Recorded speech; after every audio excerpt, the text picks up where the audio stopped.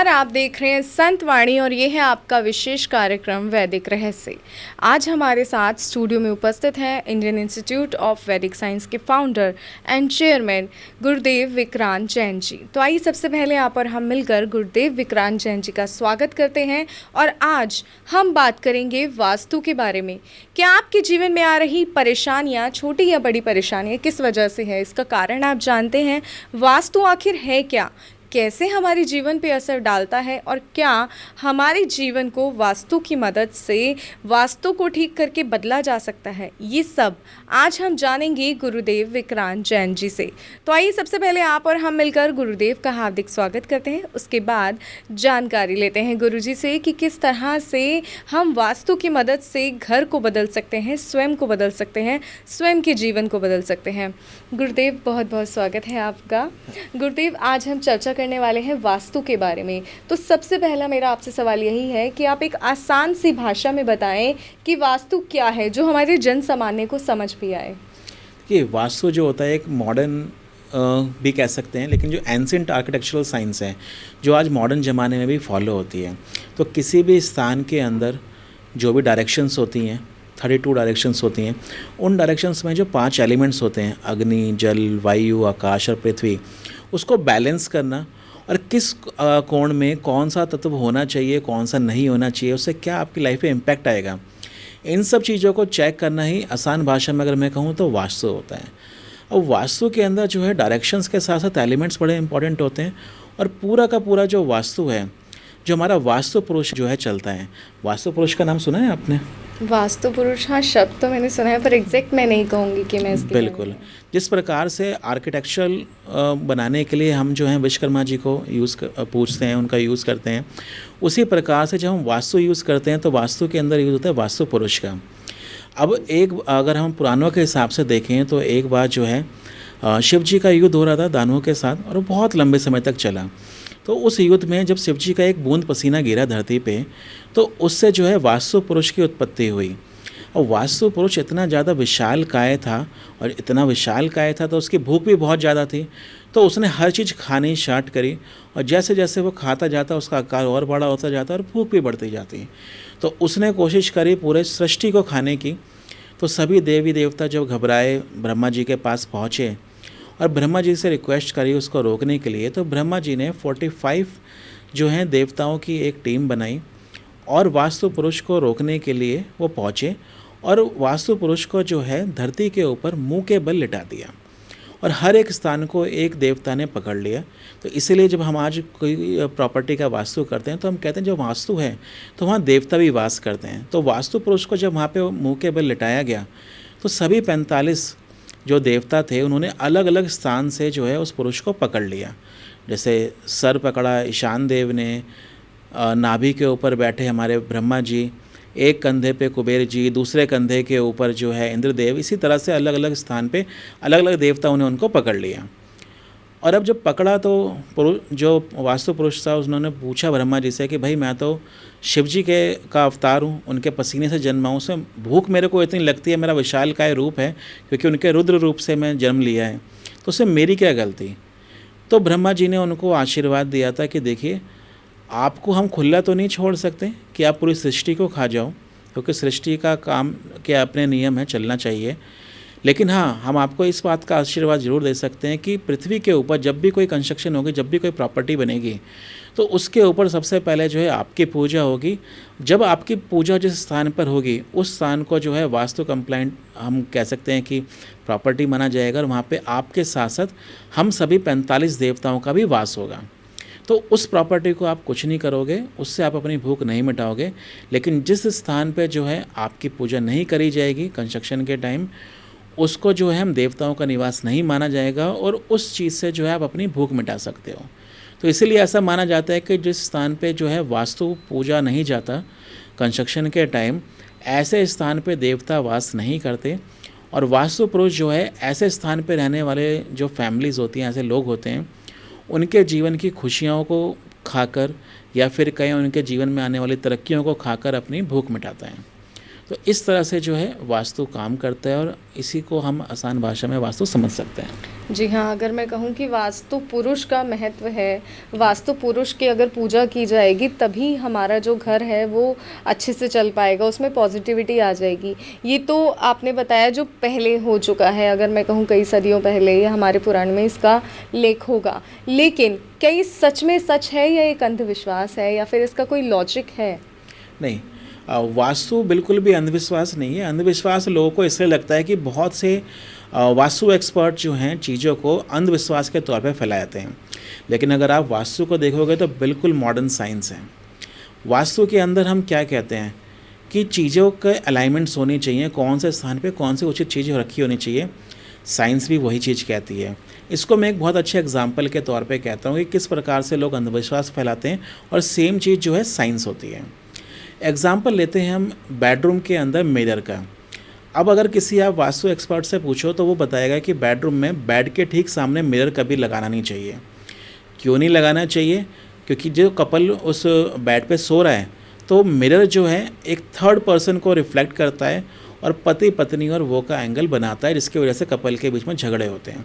अब मैं आपसे पूछना चाहूँगा, क्या कोई मिरर किसी वाइफ का बॉयफ्रेंड या किसी हस्बैंड का की गर्लफ्रेंड हो सकता है? बिल्कुल भी नहीं। बिल्कुल भी नहीं। तो ये कोई मिरर पति पत्नी और वो का एंगल कैसे बना सकता है, कैसे झगड़ा करवा सकता है? नहीं। हाँ। तो जो वास्तु एक्सपर्ट इस तरह की चीज़ें बताते हैं वो भ्रम फैलाते हैं और जिसको सुन के लोगों को लगता है कि सब तो अंधविश्वास है। लेकिन मॉडर्न साइंस के अकॉर्डिंग अगर हम देखें तो जब हम रात को सोते हैं तो हमारी बॉडी जो है नेगेटिव एनर्जीज बाहर निकालती है और पॉजिटिव एनर्जीज जो है हमारी बॉडी में चार्ज करती है। कि आप देखोगे पूरे दिन हम थकान के बाद जब रात को सोते हैं तो हमारी बॉडी जब सुबह उठते हैं तो रिलैक्स होती है। अब रिलैक्स क्यों होती है? क्योंकि पूरी रात में हमारे शरीर के अंदर जितनी भी नेगेटिव एनर्जी पूरे दिन भर की होती है, नेगेटिविटी होती है, वो सारी नेगेटिविटी जो है पूरी रात को रिलीज़ होती है हमारी बॉडी से और यूनिवर्स से, एनवायरनमेंट से जो भी पॉजिटिव एनर्जीज हम लेते हैं वो हमारी बॉडी चार्ज करती है। अब मिरर का काम क्या होता है? मिरर का काम होता है रिफ्लेक्शन करना। अब जब आप अपने बेड के सामने मिरर लगा दोगे तो जो नेगेटिव एनर्जीज आपकी बॉडी में से निकल रही है वो रिफ्लेक्ट होकर वापस आपके ऊपर ही आएगी। तो उससे क्या होगा? आपकी बॉडी जो है ज़्यादा नेगेटिव एनर्जीज़ को चार्ज करेगी, पॉजिटिव एनर्जीज रहेगी नहीं। और जब बॉडी में ज़्यादा नेगेटिव एनर्जीज होगी तो वो गुस्से के फॉर्म में और बहुत ज़्यादा टेंशन के फॉर्म में जो बाहर निकलेगी और जिसकी वजह से आपस में झगड़े होंगे और जिसको जो है अंधविश्वास के तौर पे पति पत्नी का वो एंगल बोल दिया जाता है, जबकि एक्चुअल में वो नेगेटिव एनर्जीज़ होती हैं जो आपकी सुपर चार्ज होती जा रही हैं, जिसकी वजह से आप गुस्से के तरीके से आपस में लड़ाई करते हैं। पंच महाभूत का मैंने अक्सर जिक्र सुना है वास्तु में, तो इसका क्या रोल होता है, क्या इंपॉर्टेंस है? देखिए, पंच महाभूत हो गए हमारे 5 तत्व जिसकी हम बात कर रहे थे, अग्नि, वायु, जल, पृथ्वी और आकाश। इसका यूज़ हमारी जो वास्तु के अंदर होता है और सेम ही चीज़ अगर हम देखें तो मॉडर्न आर्किटेक्चर और साइंस के अंदर भी हम यूज़ करते हैं। अगर आप वेस्टर्न कंट्रीज़ में देखोगे जहाँ पे वास्तु का नाम लोग नहीं जानते हैं, वहाँ पे लोग अपने घरों के अंदर क्या देखते हैं कि प्रॉपर ड्रेनेज सिस्टम हो, जिसको हम अपने यहाँ पे जो है जल तत्व बोल देते हैं। वो कहते हैं कि ड्रेनेज सिस्टम अच्छा होना चाहिए।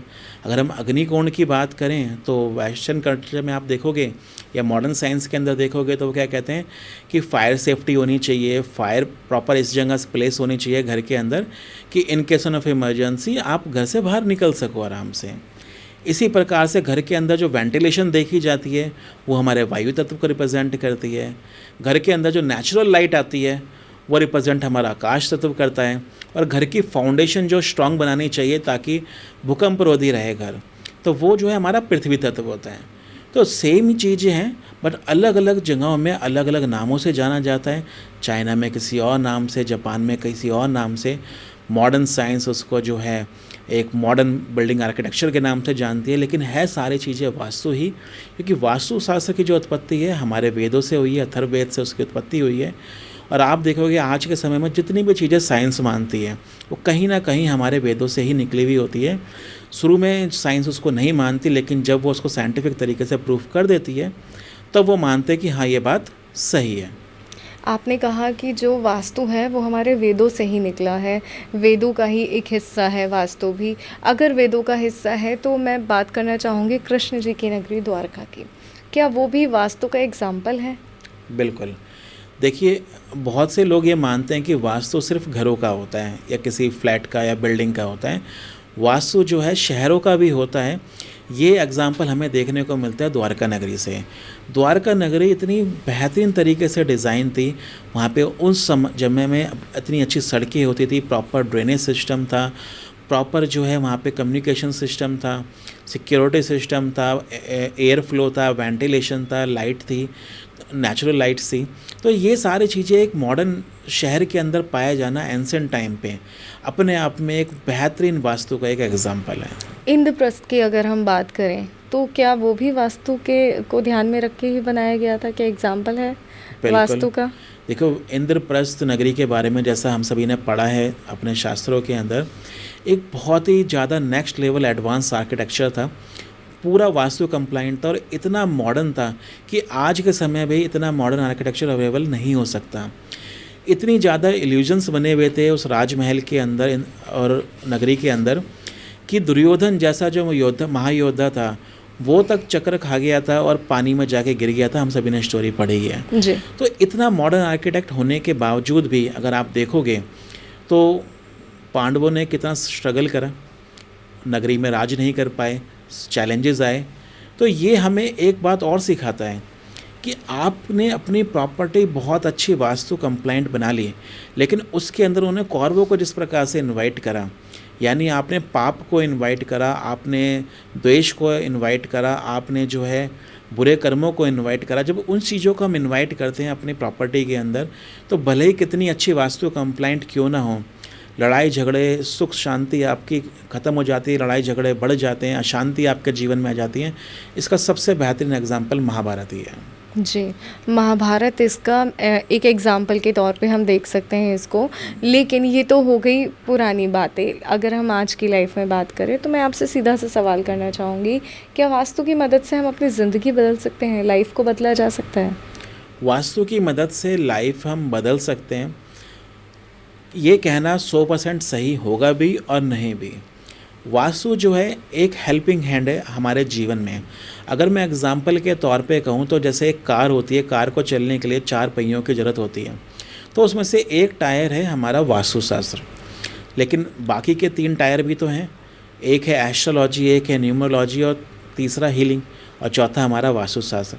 अब चारों टायर जब अच्छे से काम करेंगे तभी हमारी गाड़ी आगे चलेगी, और इस गाड़ी को चलाने के लिए जो ड्राइवर होता है वो होता है हमारे कर्म।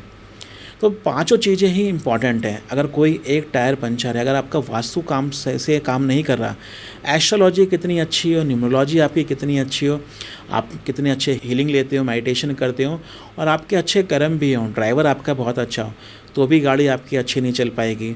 और वहीं आपका वास्तु बहुत ज़्यादा स्ट्रांग हो लेकिन बाकी कोई टायर पंचर हो तो भी आपकी गाड़ी नहीं अच्छे से चल पाएगी।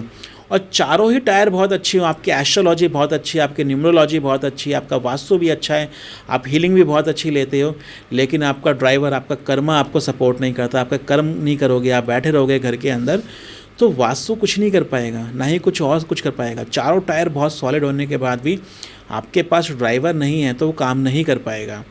और वास्तु को जो है हम मॉडर्न जीपीएस भी कह सकते हैं। अगर मैं दूसरा एग्जांपल लूँ, वास्तु जो एक जीपीएस सिस्टम है जो आपको बताता है कि दिल्ली से बॉम्बे कैसे जाना है, लेकिन जाने के लिए रास्ता चुनना आपकी मर्जी है, कौन सा रास्ता चूज़ करना है, और साथ ही किस रास्ते पे जाना है नहीं जाना है, घर बैठना है, ये सभी चीज़ें आपके हाथ में हैं। तो इस तरीके से जो है वास्तु आपकी लाइफ को अच्छे से इम्पैक्ट करता है, बदल भी सकता है, लेकिन बाकी सारी चीज़ें भी उतना ही रोल प्ले करती हैं आपकी लाइफ को बदलने के लिए जितना वास्तु करता है।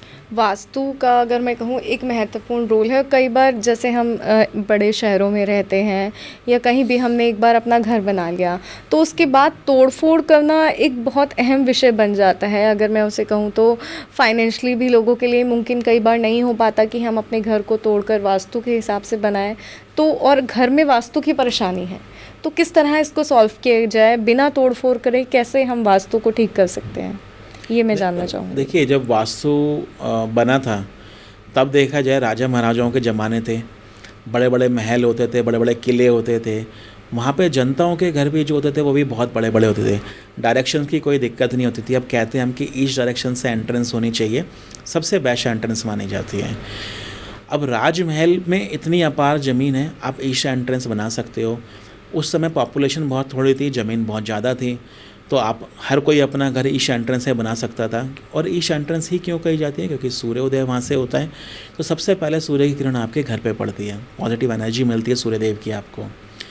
लेकिन आज के ज़माने में जो है पॉसिबल नहीं है कि हर कोई अपना ईस्ट एंट्रेंस से घर बना सके। और घर तो छोड़ो, आज के टाइम तो मोस्टली लोग जो है सोसाइटीज़ में रहते हैं, फ्लैट्स में रहते हैं, एक के ऊपर एक घर बने होते हैं जी। जो कि बिल्कुल जो है वास्तु के हिसाब से देखा जाए तो सही नहीं भी है। क्योंकि एक्चुअल वास्तु कहता है कि कभी भी आपके घर में एक के ऊपर एक घर नहीं होना चाहिए और आपके ऊपर कोई और व्यक्ति नहीं रहना चाहिए। लेकिन आज के समय में वो पॉसिबल नहीं है, ना ही और प्रॉपर तरीके से वास्तु फॉलो करना किसी घर के अंदर पॉसिबल है। क्योंकि अगर आपका घर साउथ डायरेक्शन में है तो आप घर को तोड़ भी लो तो ईस्ट से एंट्रेंस कैसे बनाओगे? अपने पड़ोसी के घर से थोड़ी ना एंट्रेंस बना लोगे। बिल्कुल। इसी प्रकार से हर एक चीज़ आज के टाइम में वास्तु कंप्लाइंट होना 100% पॉसिबल है ही नहीं। इसके लिए आती हैं वास्तु की रेमेडीज़। तो वास्तु की हम रेमेडीज़ करते हैं जिससे उस एरिया की, उस पर्टिकुलर प्लेस की हम जो है एनर्जी को मॉडिफाई करते हैं, एनर्जी को चैनल करते हैं, ताकि जो चीज़ वहाँ बनानी पॉसिबल नहीं है उसको हम बाकी चीज़ों से चैनल कर सकें। अब अगर हम देखें एग्ज़ाम्पल अगर मैं आपको बताऊं साउथ इंडिया के घरों का, तो साउथ इंडिया के आप घर देखोगे तो बहुत अच्छे वास्तु कंप्लाइंट होते हैं। क्योंकि जैसा मैंने आपको वास्तु पुरुष के समय बताया था कि जो ब्रह्मा जी हैं वो जो है उसके नाभि में बैठे थे वास्तु पुरुष की। तो नाभि होती है हमारे शरीर का सबसे सेंटर एरिया। तो उसी प्रकार से हम किसी भी घर की वास्तु चेक करते हैं तो सेंटर एरिया से चेक करते हैं और पूरे घर की कौन सी डायरेक्शन में क्या कंस्ट्रक्शन हुई हुई है, क्या नहीं हुई, वो वहाँ से देखते हैं। और बिना तोड़ फोड़ करने के लिए जो हम चीज़ें जो यूज़ करते हैं, हम फर्नीचर मॉडिफाई कर देते हैं, फर्नीचर बदल देते हैं, कहाँ पे कौन सा घर है वो देख लेते हैं, घर बदल के अंदर कलर चेंज कर देते हैं। एंट्रेंस अगर आपकी ईस्ट से नहीं है तो हम मिरर्स का यूज़ करते हैं। किसी गलत डायरेक्शन में आपने टॉयलेट बना ली तो उसके लिए हम रेमेडीज़ कर लेते हैं। टॉयलेट के अंदर जो है सॉल्ट यूज़ करते हैं, हम एक बाउल के अंदर रख कर इसको वीकली चेंज करना होता है। इसी तरह से अलग अलग चीज़ों की मॉडिफाई करने के लिए, बैलेंस करने के लिए हम अलग अलग रेमेडीज़ यूज़ करते हैं ताकि उस पर्टिकुलर एरिया की हमारे पंच तत्व की एनर्जी बैलेंस हो सके बिना तोड़फोड़ करें। क्योंकि तोड़फोड़ करना कोई सॉल्यूशन नहीं होता। अब आज के ज़माने में लोगों के घर इतने महंगे हो चुके हैं, करोड़ों रुपए के घरों में लोग रहते हैं। अब करोड़ों रुपए के घरों में एक छोटे मोटे बदलाव के लिए तोड़फोड़ करना पॉसिबल नहीं है। सोसाइटीज़ में तो वैसे भी पॉसिबल नहीं है, और जो लोग रेंटेड हाउस में रहते हैं वो कैसे घर में तोड़फोड़ कर सकते हैं। तो इसीलिए जो है रेमेडीज़ होती हैं हर एक प्रॉब्लम के सॉल्यूशन के लिए। जी, यानी रेमेडीज़ करके चीज़ों को बदला जा सकता है। यहाँ आपने ब्रह्म स्थान की बात करी थी, इसके बारे में मैं जानना चाहूँगी। मैं आपसे सवाल करूँगी कि ब्रह्म स्थान क्या होता है? ब्रह्म स्थान किस तरह हमारे घर में जो है, आपने कहा कि हम ब्रह्म स्थान पे खड़े होकर सारी चीज़ें देख सकते हैं, तो उसकी इम्पोर्टेंस क्या है? देखिए, ब्रह्म स्थान जैसे मैंने भी बताया था कि जो वास्तु पुरुष की नाभि में जो है ब्रह्मा जी ने वास करा था, तो नाभि हमारे शरीर का सेंटर पॉइंट होता है। इसी प्रकार से घर का सेंटर पॉइंट हमारे घर का ब्रह्म स्थान होता है, पूजनीय स्थान होता है। और जब भी हम किसी घर की डायरेक्शन चेक करते हैं उसके सेंटर में खड़े होकर, ब्रह्म स्थान में खड़े होकर डायरेक्शंस को चेक करते हैं। और जैसे मैंने ये बताया कि साउथ इंडिया के घर जो होते हैं वो बहुत अच्छे वास्तु कंप्लाइंट होते हैं। आपने देखा हो, कभी मूवीज़ वगैरह में देखा हो या आपका कभी जाना हुआ हो, आपने देखा हो कि हमेशा साउथ इंडिया के जो घर होते हैं वो सेंटर से जो है ओपन होते हैं, एयरी होते हैं। चारों तरफ कंस्ट्रक्शन होती है, सेंटर में से खाली होते हैं, ओपन होते हैं, बढ़िया एयर फ्लो होता है। और वहाँ पे जो है तुलसी जी का वो पौधा लगाते हैं सेंटर में, जिससे जो है आपको नेक्स्ट लेवल पॉजिटिव एनर्जी मिलती है। और अगर तो उससे जो हमारा ब्रह्म स्थान है वो और ज़्यादा ऊर्जावान होता है और समृद्धि मिलती है हमें। जी, यानी अगर हमारा ब्रह्म स्थान जो है वो सही होगा तो हमारे घर में पॉजिटिविटी आएगी। अगर मैं मेन एंट्रेंस की बात करूँ, जैसे आपने कहा कि मेन एंट्रेंस जो है वो उसका भी एक ख़ास रोल है, क्योंकि हमारा जो है एक मकसद होता है हमारे घर का कि हमारे घर में पॉजिटिविटी आए, धन धान्य अच्छा है। हमारा सबका यही मकसद होता है कि अगर हमारा घर है तो हमें जाते ही एक पॉजिटिव वाइब मिलनी चाहिए। कई बार यहाँ पे दिक्कत देखी जाती है, कहा जाता है कि आपकी एंट्रेंस बिल्कुल ख़राब है तो उसमें भी बदलाव मुमकिन नहीं होता, तो उसके लिए कोई रेमेडी मैं जानना चाहूँगी आपसे। देखिए, एंट्रेंस क्यों ख़राब है, सबसे पहले हमें वो चीज़ देखनी होती है। अब सबसे बड़ी गलती लोग एंट्रेंस में यह करते हैं कि घर में जब एंटर करते हैं, एंटर करते ही बहुत सारे लोग जो है कचरा रखा होता है, डस्टबिन रखा मिलेगा, तो कभी भी आपकी एंट्रेंस जो है मैसी नहीं होनी चाहिए, एंट्रेंस बिल्कुल नीट एंड क्लीन क्लियर होनी चाहिए। और अगर आपकी एंट्रेंस जो है वास्तु कंप्लाइंट नहीं है, ईच डायरेक्शन में नहीं है, तो हम मिरर प्लेसमेंट करके जो है उसकी जो है डायरेक्शन है उसको कंप्लाइंट बनाते हैं। तीसरी चीज़, जब हम किसी भी घर के अंदर एंटर करते हैं, आपने देखा होगा पहले के ज़माने में घरों में एंट्री पॉइंट में सतिया बनाते थे। आज के टाइम में लोग नहीं फॉलो करते वो सब चीज़ें। अब सतिया के अपना अलग महत्व है। एंट्री पॉइंट पर जब भी हम सतिया बनाते हैं तो जो पॉजिटिव एनर्जी हमारी एंट्री पॉइंट से हमारे घर में आ रही होती है वो 108 गुना ज़्यादा बढ़ जाती है। ये सतिया का महत्व होता है, जो आज के टाइम में लोग स्वास्तिक नहीं बनाते अपने घरों के अंदर। तो स्वास्तिक बनाना चाहिए, कभी भी एंट्रेंस में मैसी नहीं होना चाहिए। घर के कभी भी फुटवेयर पहन के बाहर नहीं जाना चाहिए, हमेशा बाहर के फुटवेयर बाहर उतारने चाहिए। तो ये सारी चीज़ें जो हैं हमें फॉलो करनी चाहिए अगर एंट्रेंस आपको सही हो या नहीं। और एंट्रेंस सही करने के लिए हम सबसे अच्छी जो चीज़ करते हैं फॉलो, वो मिरर प्लेसमेंट होती है। कई बार ये तो एंट्रेंस की बात हो गई, कई बार ये होता है कि जैसे अचानक से हमारे घर में परेशानियां आने लग जाती हैं। जो चीज़ पहले बहुत सही लग रही थी, बाद में वो चीज़ें दिक्कतें पैदा करने लगती हैं, परेशानियां क्रिएट करने लगती हैं। तो हम इस बात को किस तरह से जज करेंगे कि ये वास्तु की ही परेशानी है या कोई और है? जैसे कई बार हम अपना घर, वैसे तो सभी चाहते हैं कि हम नीट एंड क्लीन रखें, बट सम टाइम जैसे आजकल बिज़ी शेड्यूल हो गए हैं तो हम उस तरफ ध्यान नहीं दे पाते कि ये तो हम बाद में कर लेंगे। क्या वो भी वास्तु में आता है? बिल्कुल।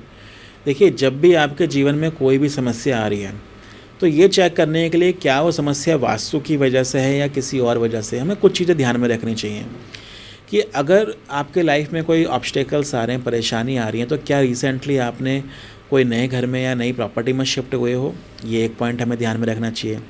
अगर नहीं तो क्या एग्जिस्टिंग प्रॉपर्टी के अंदर आपने कोई मॉडिफिकेशन करी, कोई इंटीरियर चेंज करवाया, कोई फर्नीचर प्लेसमेंट चेंज करी है, ये सब करी है, उस चीज़ को ध्यान देना चाहिए क्या वो वास्तु कंप्लाइंट थी चीज़ें या नहीं थी। अगर कुछ भी चेंज नहीं हुआ तो हमें देखना चाहिए कहीं हमने अपने घर में जाने अनजाने कोई ख़राब इलेक्ट्रॉनिक इक्विपमेंट्स, ख़राब मोबाइल, बंद घड़ियाँ या फिर पुराना कचरा वो भर के तो नहीं रखा हुआ। अब आज के समय में मैं देखता हूँ बहुत सारे घरों में जब मैं जाता हूँ, लोगों को बहुत शौक़ होता है अपना पुराना सामान संयोग के रखने में। पुराने न्यूज़पेपर घर में पड़े हैं, पुराना कचरा घर में पड़ा है, पुराने बर्तन घर में पड़े हैं, इलेक्ट्रॉनिक इक्विपमेंट्स ख़राब हो चुके हैं जो वो संभाल के रखे हुए हैं, पुराने फ़ोन जो ख़राब हो चुके हैं वो संभाल के रखे हुए हैं। अब ये सारी चीज़ें जो हैं प्रॉपर्टी में वास्तु दोष लेकर आती है और आपके जीवन में एक रुकावट लेकर आती है। अगर आपको पुरानी चीज़ें संयोग के रखनी है, हो सकता है वो आपके पेरेंट्स या ग्रैंड पेरेंट्स की एक देन हो, उसको संयोग के रखनी है तो उसको ठीक करवा के घर में रखें। ख़राब सामान कभी घर में ना रखें, ख़राब सामान घर में रखने से बहुत मेजर वास्तु दोष आता है। तो और हमेशा मैं हर अपने क्लाइंट को सजेस्ट करता हूँ कि महीने में एक दिन ज़रूर निकालें और उस एक दिन अपने घर को चेक करें कि और अपने पूरे घर में साफ़ सफाई करें। साफ़ सफाई वैसे तो रोज़ ही करनी चाहिए, लेकिन एक डीप क्लीनिंग जिसको हम कहते हैं कि ताकि हम देख सकें कि कहीं हमने स्टोर रूम के अंदर कोई कचरा तो नहीं रखा हुआ, कोई ख़राब इलेक्ट्रॉनिक इक्विपमेंट्स, कोई मोबाइल, कोई घड़ी या कोई और सामान ऐसा जो हमारे किसी यूज़ का नहीं है और ख़राब भी है, उसको हमने कहीं रखा हुआ तो नहीं। अगर ऐसा हो तो उसको हर महीने एक दिन का समय निकाल कर डिस्कार्ड कर दीजिए, हटा दीजिए, ताकि आपके घर में जो है पॉजिटिव एनर्जी का फ्लो बना रहे और वास्तु दोष ख़त्म हो जाए। आपने प्रॉपर्टी का ज़िक्र किया, तो मैं ये जानना चाहूँगी क्या वास्तु सभी प्रॉपर्टी के लिए सेम होता है या कुछ अलग होता है? नहीं, वास्तु हर एक प्रॉपर्टी के लिए डिफरेंट होता है। कभी भी हर एक प्रॉपर्टी के लिए सेम वास्तु यूज़ नहीं करा जाता और बहुत से वास्तु एक्सपर्ट्स ये गलती करते हैं, वो घरों के लिए सीखी गई वास्तु को कमर्शियल और इंडस्ट्रियल प्रॉपर्टीज़ के ऊपर इम्प्लीमेंट करते हैं, जिसका बहुत ज़्यादा नेगेटिव इम्पैक्ट आता है। अगर आप देखोगे हमारे घरों में चीज़ें क्या क्या होती हैं, एक एंट्री गेट होता है, ड्राइंग रूम है, लिविंग रूम है, किचन है, बाथरूम है, बेडरूम्स हैं, स्टडी रूम्स हैं, इस तरह की कंस्ट्रक्शन होती हैं।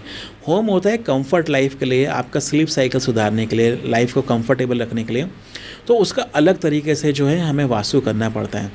वहीं अगर आप कमर्शियल प्रॉपर्टी या ऑफिसेज़ की बात करोगे तो वहाँ पे जो है जो आपके क्लाइंट्स हैं उनके आने के लिए रास्ता होता है, टॉयलेट्स होते हैं बने हुए, उसके अलावा जो आप प्रोडक्ट या सर्विस सेल कर रहे हो उसका डिस्प्ले पॉइंट होता है, आपके एम्प्लॉयज़ के बैठने की जगह होती हैं, कैश काउंटर होता है, लॉकर होता है, ये सारी चीज़ें होती हैं। तो कौन सी चीज़ कहाँ प्लेस करनी है ये घर से बिल्कुल डिफरेंट होती है। तो इसलिए कमर्शियल प्रॉपर्टीज़ का वास्तु अलग तरीके से करा जाता है। इसी तरह से इंडस्ट्रियल वास्तु होता है। इंडस्ट्रियल वास्तु के अंदर जो है हम देखते हैं एक इंडस्ट्री के अंदर कितनी सारी चीज़ें होती हैं। इंडस्ट्री के अंदर मशीनरीज होती हैं, हैवी मशीनरीज होती हैं, हैवी इलेक्ट्रिसिटी होती है, वाटर फ्लो अलग तरीके से वो चैनल काम करता है। उसके अलावा रॉ मटेरियल होता है, फाइनल बना हुआ गुड्स होता है, फिर उस गुड्स को ले जाने के लिए जो कमर्शियल व्हीकल्स होते हैं वो होते हैं। तो कौन सी चीज़ कहाँ प्लेस होनी चाहिए, ऐसा तो नहीं कि आप रॉ मटेरियल मंगा के कंस्ट्रक्शन अपना प्रोडक्ट बनाए जा रहे हो फैक्ट्री में और वो बन के सिर्फ रखा जा रहा है, आपका बिक ही नहीं रहा। क्यों नहीं बिक रहा? क्योंकि आपने जो प्लेसमेंट है वो ठीक से नहीं करी, या फिर रॉ मटेरियल मिलने में आपको हमेशा समस्या आती है। आपकी फैक्ट्री के अंदर मशीनें बार बार ख़राब हो रही हैं आपकी फैक्ट्री के अंदर, क्यों? क्योंकि आपने जो है इंडस्ट्रियल वास्तु के अकॉर्डिंग अपनी इंडस्ट्री की, अपनी फैक्ट्री की जो है वास्तु करी ही नहीं। तो ये वो समस्या देखने को मिलती है अगर आपने प्रॉपर तरीके से अपनी प्रॉपर्टी के हिसाब से वास्तु नहीं करा। तो इसलिए हर प्रॉपर्टी के लिए अलग तरीके से वास्तु काम करता है। यानी हर प्रॉपर्टी का जो है वो वास्तु अलग है और हमें उसके हिसाब से उस वास्तु को करना चाहिए, तभी हमारे लिए बेनिफिशियल होता है। आजकल आधुनिकता का युग है। एआई जो है वो वास्तु को किस तरह एनालाइज करता है? क्योंकि कई बार ये होता है कि हमारे आजकल जो है वो थॉट एक सबसे पहला ये आता है कि जब सारी चीज़ें एक फ़ोन पर हमारे पास उपलब्ध हैं तो हम किसी को क्यों बुलाएं या किसी को क्यों हायर करें। तो यहाँ मैं आपसे यही सवाल करना चाहूँगी, क्या एआई वास्तु को सही प्रकार से एनालाइज कर सकता है? देखिए, आपका बहुत अच्छा क्वेश्चन है, क्योंकि आजकल एआई का ज़माना है, हर कोई सभी कार्य एआई से करवाता है। तो अगर हम वहाँ देखें तो एआई जो है एक वास्तु एक्सपर्ट नहीं बन सकता। एआई जो है एक वास्तु असिस्टेंट बनने का काम कर सकता है। आपके जो घर के मैप हैं उसको अच्छे से रीड करना, किस डायरेक्शन में क्या आपने प्लेस कर रखा है वो देख सकता है एआई बहुत तेज़ी से। आपके घर के मल्टीपल मैप्स हैं या मल्टीपल ऑप्शंस हैं आपके पास मैप के, और डिज़ाइन करने हैं, उसको रीड कर सकता है वास्तु, सजेशंस दे सकता है आपको, बेसिक चीज़ें ऑब्जर्व कर सकता है। लेकिन एक स्पेस की, एक जब भी हम किसी प्रॉपर्टी में जाते हैं उसकी एनर्जीज़ को जो चेक करना होता है, वो एनर्जी चेक करने का काम जो है एआई नहीं कर सकता, वो वास्तु एक्सपर्ट को ही करना पड़ेगा। तो उस वास्तु एक्सपर्ट को बहुत अच्छे से असिस्टेंट कर सकता है। इसी के लिए इंडियन इंस्टीट्यूट ऑफ वैदिक साइंस अपने सभी कोर्सेज़ में इंक्लूडिंग वास्तुशास्त्र के अंदर एआई को इंट्रोड्यूस कर रहा है। जैसा कि मैंने स्टार्टिंग में एक बार आपको बताया भी था, मैं खुद कंप्यूटर साइंस एक्सपर्ट हूँ, इंजीनियर हूँ। तो मैं हर एक कोर्स के अंदर एआई को इम्प्लीमेंट कर रहा हूँ, और मैंने देश और विदेश से बहुत ज़्यादा एआई एक्सपर्ट हायर करें जो मेरे सारे कोर्सेज़ को, आईआईएस के सभी कोर्सेज़ को एआई के साथ किस तरह से हम यूज़ कर सकते हैं, आज की मॉडर्न टेक्नोलॉजी का यूज़ करके हम कैसे अपनी लाइफ को एनहांस कर सकते हैं और कैसे दुनिया की हेल्प और ज़्यादा इफेक्टिव तरीके से कर सकते हैं, उसकी ओर काम कर रहे हैं। और हम एआई को और वास्तु को मर्ज करके एक इस प्रकार की चीज़ें बना रहे हैं जो सामने वाले इंसान की और वास्तु एक्सपर्ट उसकी, दोनों की लाइफ को बहुत ज़्यादा इजी और अच्छे से चला सके। यानी जो कोर्सेज़ हैं उनका भी अब आगे चल के कोई फ्यूचर रहेगा एआई वास्तु का, अगर मैं कहूँ तो ये फ्यूचर में एक नया अपॉर्चुनिटी बन सकती है, इस बात में कोई है तथ्य? बिल्कुल, एआई जो है वही भविष्य है, और जो एआई को आज नहीं सीख रहा, एआई के साथ आगे नहीं बढ़ रहा, वो आप कुछ समय में देखोगे उनकी डिमांड और उनकी जो है काम दोनों ख़त्म हो जाएगा। हर चीज़ में एआई का बहुत ज़्यादा यूज़ है। तो एआई को कोर्स के अंदर इंट्रोड्यूस करने का हमारा मेन पर्पस ही यही था कि हम हर एक वास्तु एक्सपर्ट को एआई कंप्लाइंट बना सकें, ताकि वो भविष्य में आज जो वो अपने साथ एक हेल्पर को लेके जाते हैं उसको लेके जाने की ज़रूरत ना पड़े। आप अपने मोबाइल को, अपने कंप्यूटर को, अपने एआई को अपने साथ एक असिस्टेंट के तौर पे लेके जाएं और उसका यूज़ करके हफ्तों का, महीनों का काम कुछ मिनटों में कर पाएँ, जिससे आप अपने क्लाइंट को बहुत अच्छी सर्विस बहुत क्विकली प्रोवाइड करवा पाओगे और आपकी भी लाइफ बहुत ज़्यादा इजी हो जाएगी। यानी एआई का जो है वो एक महत्वपूर्ण रोल रहेगा आगे चल के फ्यूचर में, कोर्सेज़ को लेके, अपॉर्चुनिटीज़ को लेके, ये बात सत्य है। गुरुदेव, आप हमारे कार्यक्रम में आए, इतनी जानकारी साझा करी, इतना वास्तु के बारे में आपने ज्ञान दिया, उसके लिए आपका बहुत बहुत धन्यवाद। नमस्कार। नमस्कार।